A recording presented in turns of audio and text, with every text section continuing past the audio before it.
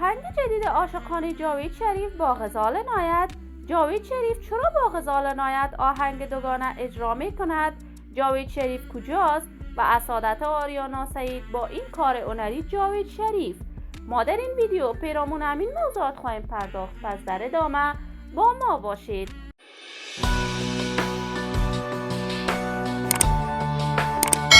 سلام، شما را خوش آمدید میگم به یکی دیگر از ویدیوهای جذاب کانال دنیا اینفو.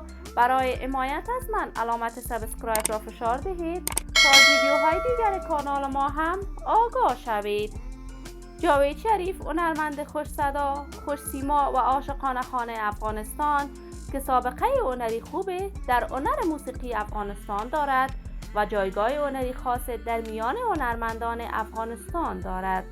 جاوید شریف بیشتر اوقات آهنگهایش عاشقانه می باشد و آهنگهایش چنین انداز در دلهای تمام جوانان کشور می باشد. جاوید شریف را نه تنها فارسی زبانان افغانستان بلکه فارسی زبانان تاجیکستان و ایران هم می شناسند.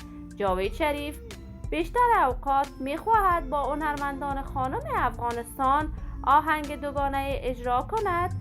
جاوید شریف اولین هنرمند افغانستان بود که با آریانا سعید آهنگ دوگانه سرود و آریانا سعید را در بازار هنر موسیقی برای مردم معرفی کرد. جدیداً خواسته جاوید شریف آهنگ عاشقانه با غزال عنایت هنرمند دیگر مطرح افغانستان اجرا کند و این آهنگ قرار است در روز عاشقان در بازار موسیقی افغانستان نشر شود. غزال عنایت با کمال میل اجرای این آهنگ عاشقانه را با جاوید شریف پذیرفته است.